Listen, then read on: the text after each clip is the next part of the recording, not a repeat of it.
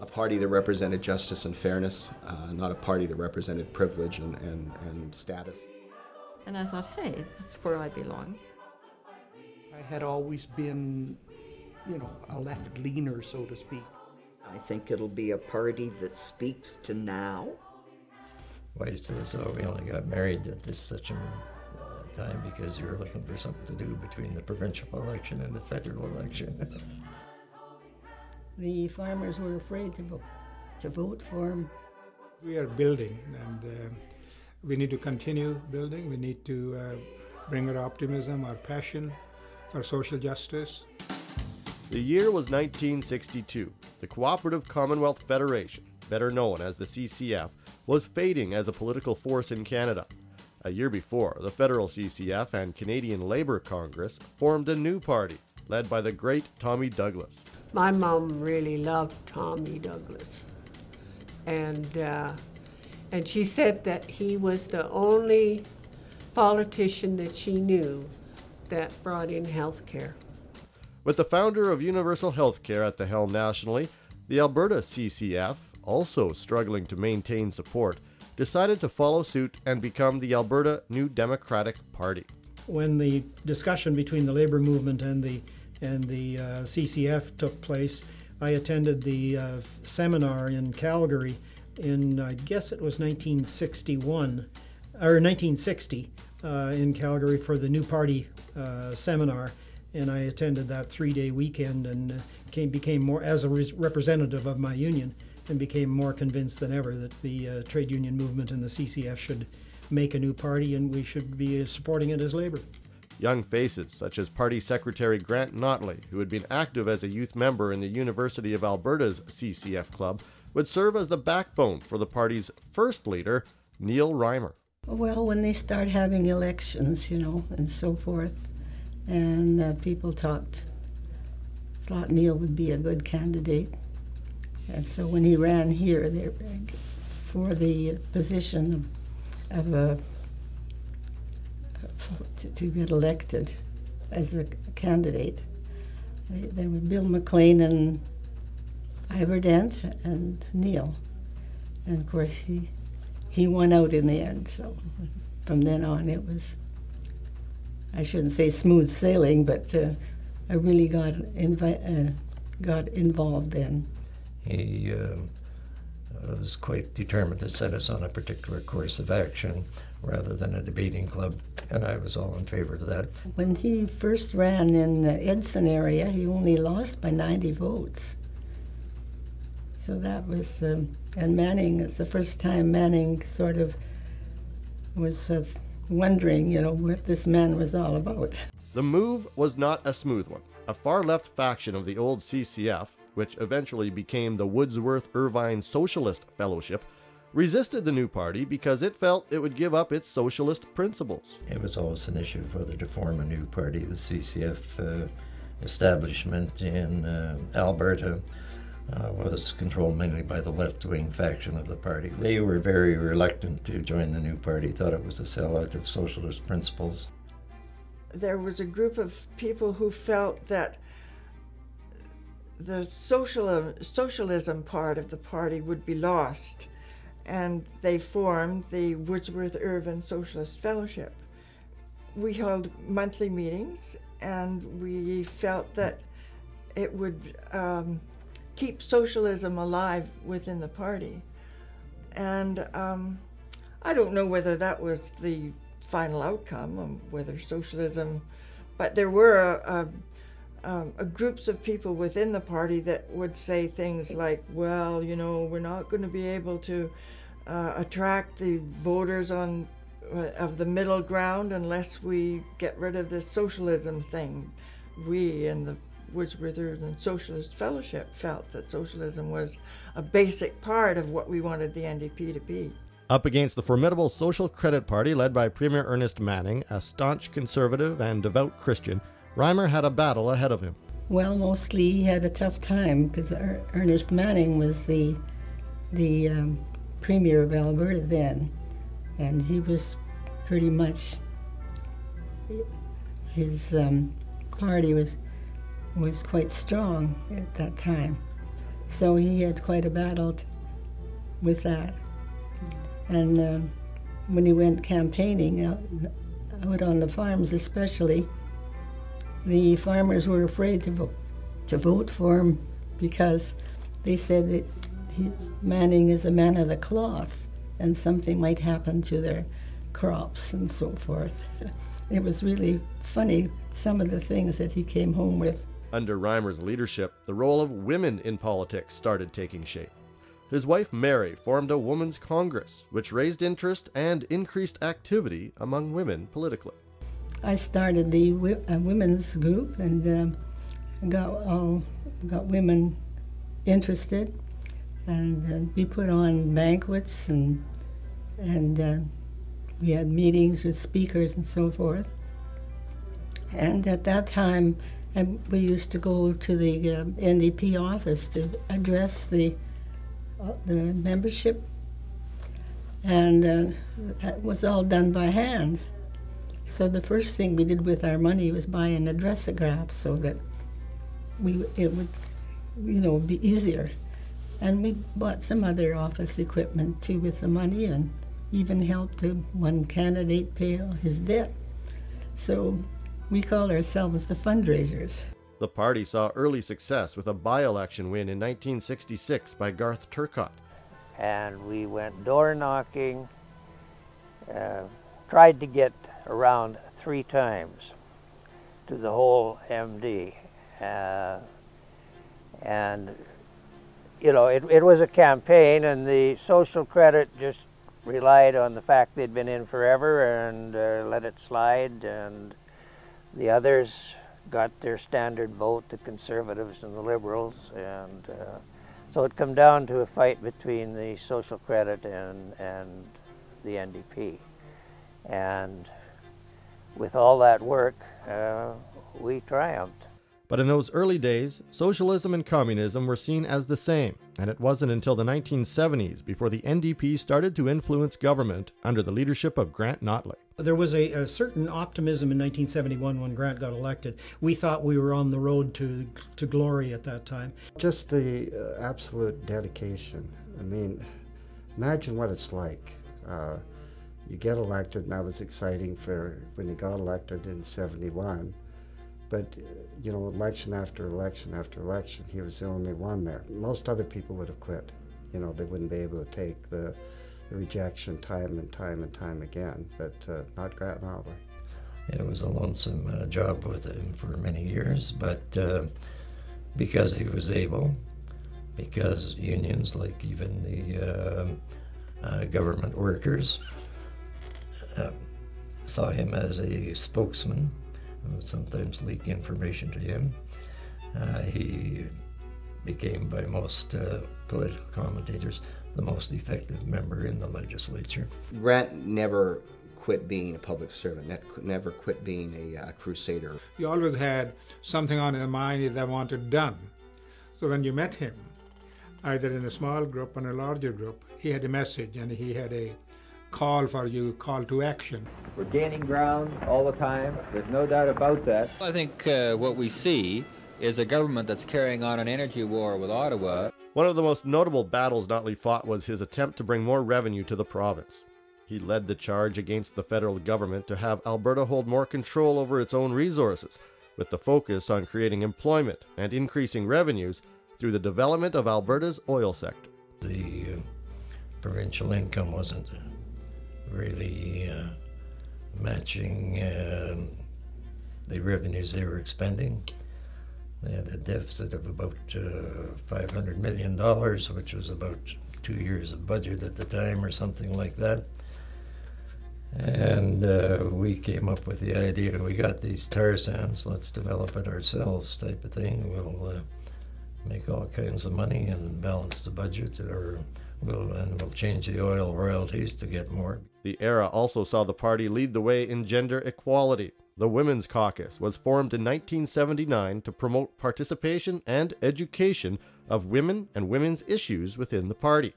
It was a natural follow-up to the work that began more than a decade earlier by Mary Reimer. To be with women who thought like you did yourself, it was so much more comfortable to be someplace where you had voice and you got respect and you could do something. You could put in place, like be active and participate in policy development. We just really, really are here to support other women, and that's where they should come if they want to, and to get together, even in their own groups, you know, really. And I can sort of see it happening right now. There are 2 or 3 young women right now, for instance, that are sort of active, and I'm thinking, yes, go do it. Notley was a one-man band in the legislature until 1982, when Ray Martin joined him to form the official opposition. Tonight I gained a friend in Ray Martin in the Alberta legislature.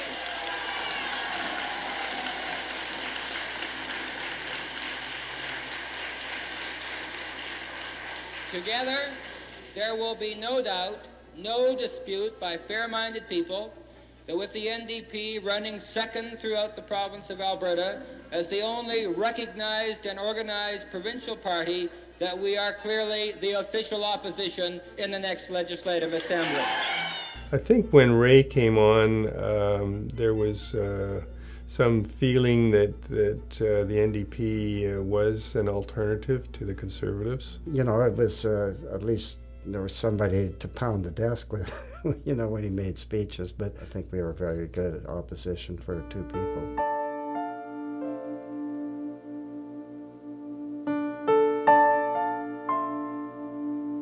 Then a plane crash changed the political landscape forever. That day we were in the legislature, the session was on, and Grant and I had lunch, and there was a party meeting after, and so he didn't think he was going to be going home till the next morning, Saturday morning.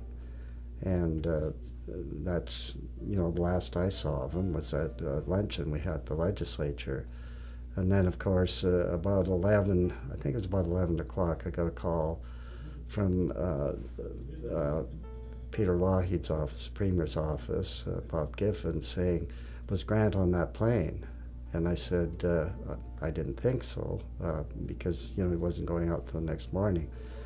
Then about 7 o'clock in the morning, I got another call. And they said, yeah, they found out that Grant was on the plane, and they knew that that some people had lived and some had not made it through, but they didn't know who. And then about 11 o'clock, they called me, and they said they had some bad news, and Grant was one of the people that was killed. Well, that was just awful. You know, I just went practically berserk after, till my wife Cheryl said, you've got to get your act together and go down and deal with the media. And Ross Harvey had set that up. So it was a very difficult time for me. It was a difficult time for the party. Grant's death rocked the party and left a giant void.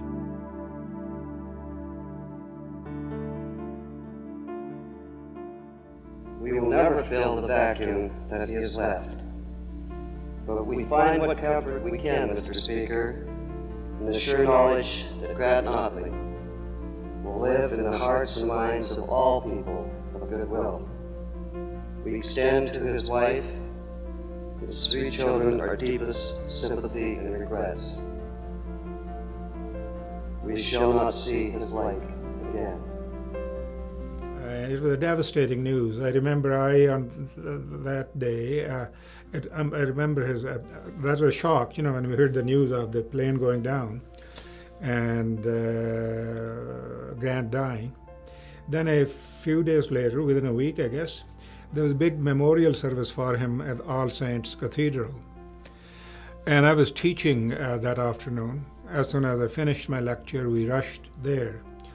I had a couple of other friends with me, colleagues.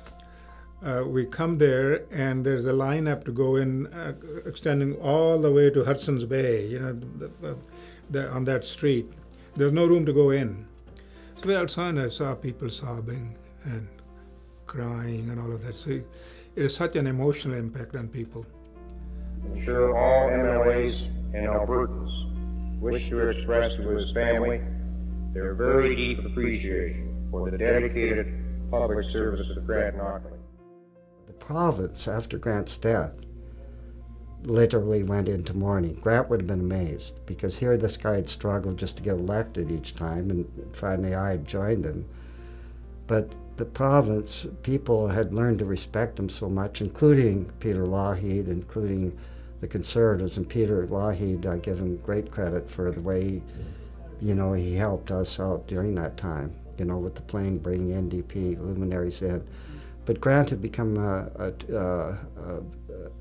tradition almost in the province, that no matter how much they voted Conservative overwhelmingly, but they always felt sort of secure that they had this one guy standing there giving an alternative view of Alberta. And I think that people respected him for that.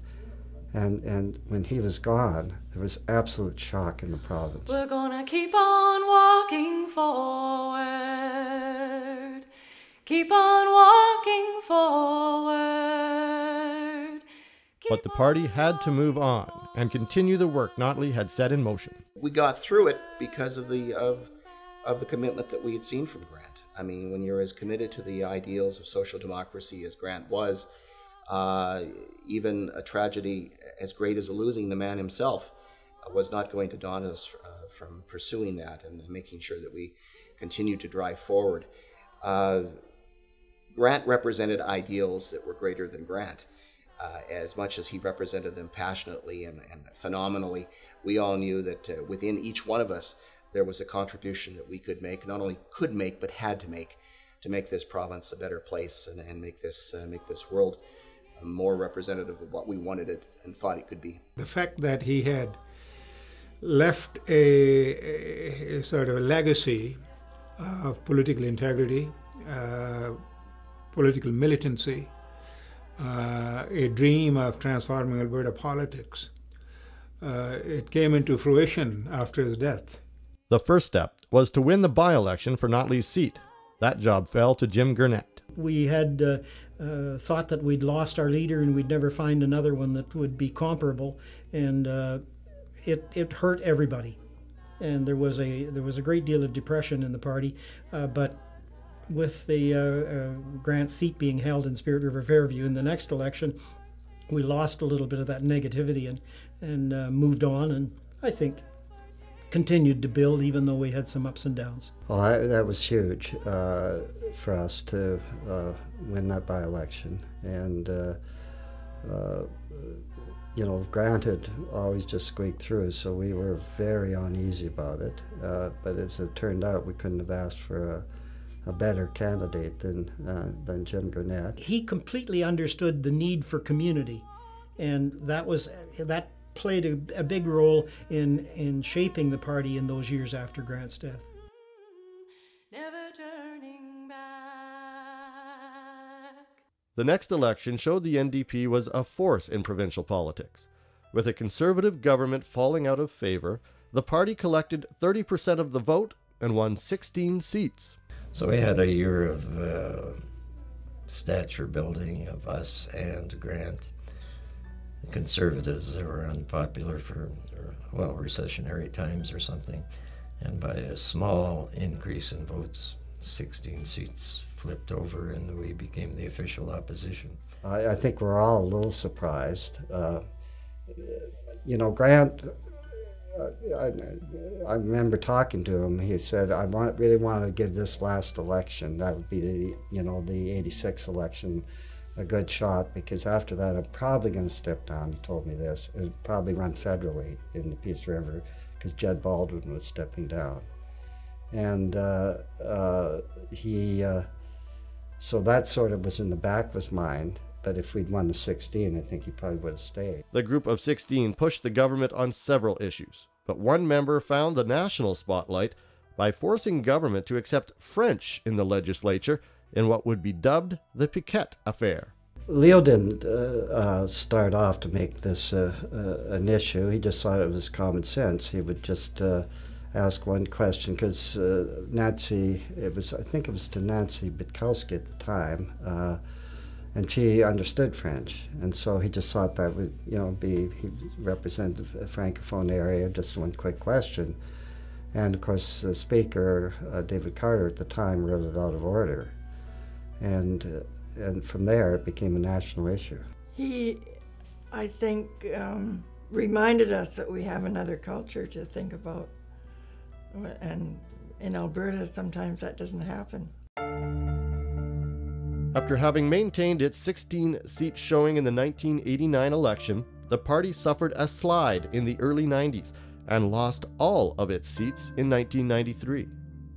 The mistake I made, I think, that we had the best candidates that we've ever had in '93, right across the province. And 2 years earlier, especially after Romano was elected in Harcourt, we were at 30% of the vote. We were thinking about the possibility of forming government. But then the media, I think, played somewhat the role of the battle of the mayors. And the spectrum moved to the right dramatically. Even in the debates, the media would give me credit for him won the debate, but it didn't matter. The spectrum had moved the right, and the Liberals were the ones that had moved it to the right, first with the core. And Klein was just a better campaigner. We felt that we were the government in waiting, and we weren't. We had to prove it.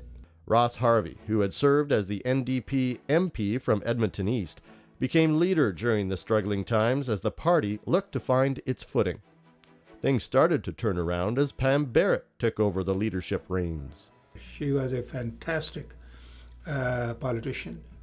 She was a great judge of timing, and she was fantastic orator.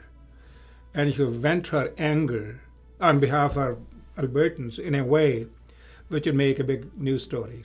By 1997, a new era was beginning, as Barrett and Raj Panu were elected to the legislature, and it was 2 against the world again. Pam and I worked very well together for the 3 years that we were in the legislature battling Klein.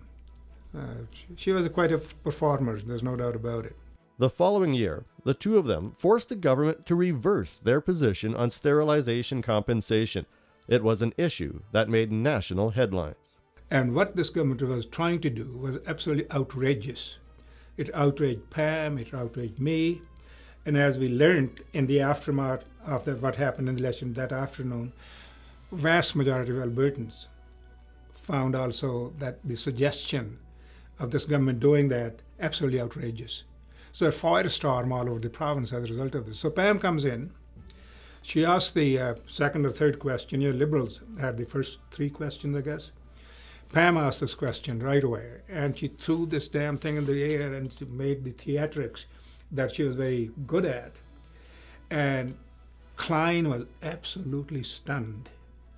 Either he wasn't briefed about the real contents of the bill, or he didn't anticipate that the reaction might be that fierce and that we might preempt them, in their ability. Once they introduce the bill, then the procedures come in, you can't really do much about it.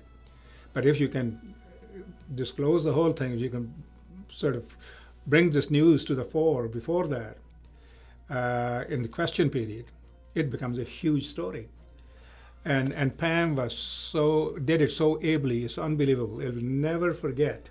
And the next day, the Tories walked in with their tails, between their legs and withdrew the bill. That was the impact. That was a great victory by a caucus of 2, just because Pam was so alert and smart and able to ferret out these things, before, as we were preparing to go in. She was just amazing in that sense. Stand up now, stand up now, stand up now. With the victory over the sterilization issue under their belt, the party took up one of the most celebrated political fights in recent memory, Bill 11. And Bill 11 certainly was a very lethal piece of legislation in its potential. had it become law, I think we would have lost public health care. In the spring of 2000, the Ralph Klein Tories were planning to permit the establishment of private hospitals. The cause sparked fierce opposition, and the NDP were front and center at rallies on the legislature steps.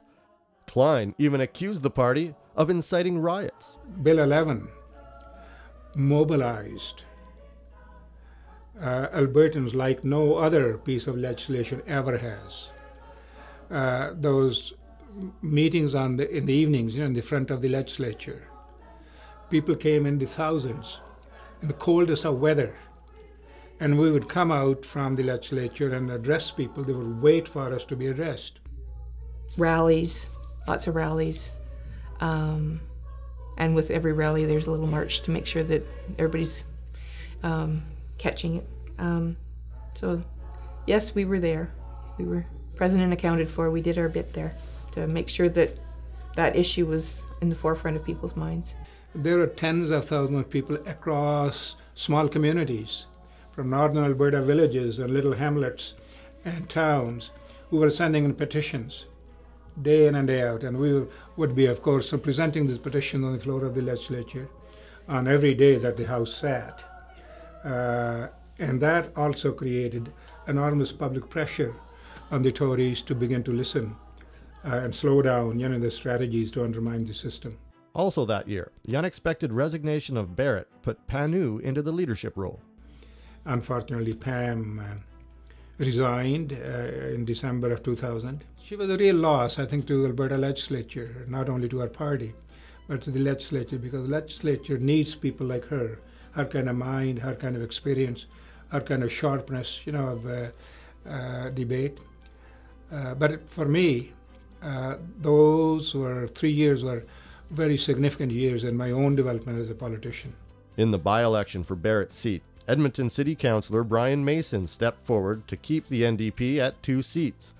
Mason and Panu complemented each other well and soon became a powerful voice in the legislature. So after the 2001 election, Brian and I made in my judgment at least, a very effective team in the legislature. Very effective team. We kept the Tories at bay on the healthcare issue, on the utilities privatization issue, and many others. So it was a very good team experience that I had with Brian. So one day I remember we brought 2 little duckies, ducks. Brian and I, he had one, and what if it's walks like a duck, squawks like a duck, is a duck is a duck is a duck. This was about this Bill 11 became Bill 37, I guess, or something.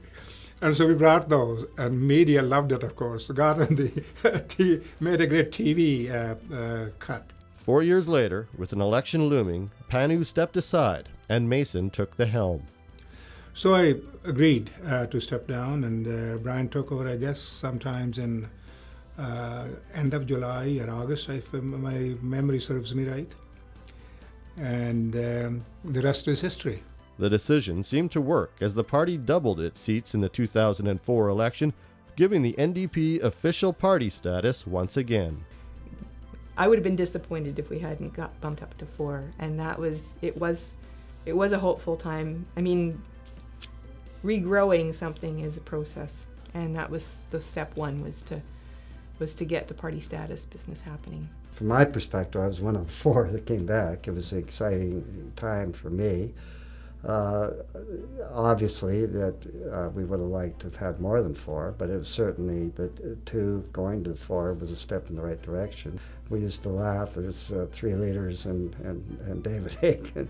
Dave Hagan was a refreshing presence there. He was a very, very good MLA, right off the bat, very soon. A great sense of humor, lots of energy, youthful optimism.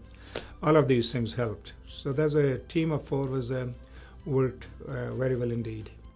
It was short-lived, though. In 2008, Panu retired from politics, and the party dropped back down to 2 seats. I was a bit disappointed in 2008 when we dropped back down. that was just sad, and we kind of lost some ground there. Maybe it was taken for granted we just get our 4 seats back and grow from there, but every election is you can't take it for granted.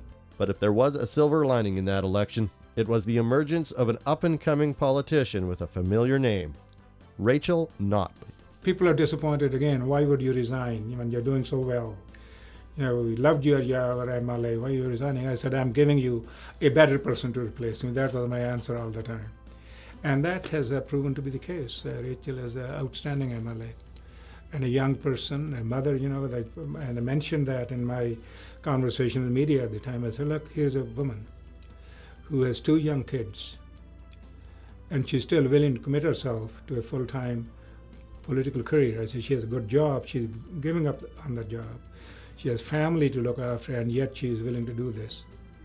How you can't find a better candidate, you know, than that.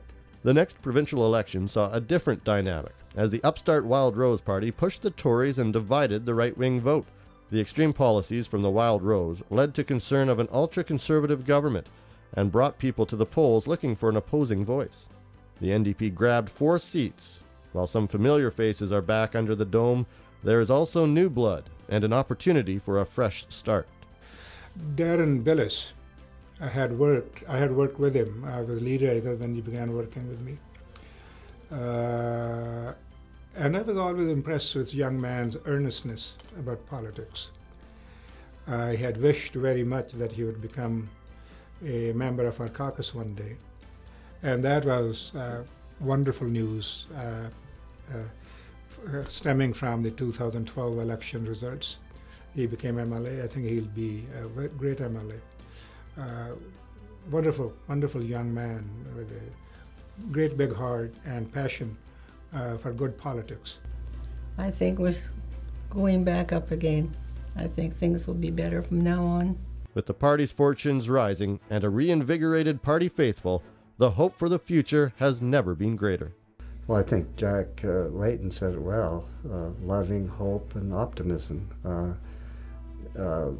You know, while it's been a conservative province forever, I see big changes occurring, and but with the help of the young people, because they're the ones that are going to be around the longest, I'm absolutely convinced that if they keep the faith and keep working, that there will be a social democratic government in Alberta very, very soon. It's possible to have a better future. I think that's what Albertans need to be convinced about, that we can have, in fact, a much better future with the alternative that we have to present to them. Our day's done. The future is theirs. And I want good, strong, opinionated women involved in it. I want a world that where all people are heard and represented in the body politic, where justice and fairness is not something to search for. It is something that's evident every day in public life and public discourse and in legislation. I want a society where it's not the voices of the most powerful that are always heard, but the voices of the weakest and most vulnerable that take predominance. For young people, change is possible, and you have to work for it. And social justice is never out of date, as I said at one meeting. We're building a social movement that tries to improve the situation for tomorrow and tomorrow and tomorrow, and that don't forget the past but don't dwell on it. Build for the future and make sure you understand that it is a social movement and a political party, and one doesn't come before the other. The NDP is the party that does take into account the needs of people who are everyday people. We don't take money from corporations, and we don't think that the power that corporations have in the world today is justified and good for the world. And if you care about the world, you should care about the NDP. People are all equal. That we should, the Inuit, the Métis, all them. I wear a button on my vest. I believe in equality. And that is what I want the NDP to stress that we're all equal here. It's not impossible. Look what happened with Jack Layton. You know, you never know when things will just turn around.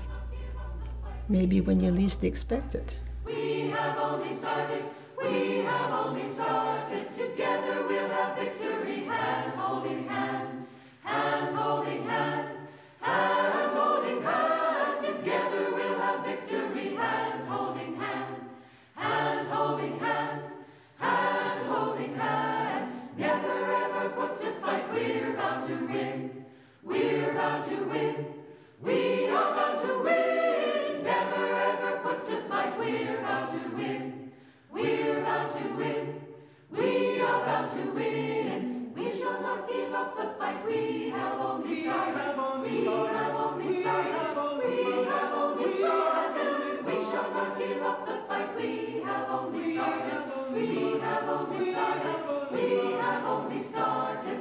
We shall not give up the fight, we have only started, we have only started, we have only started. We shall not give up the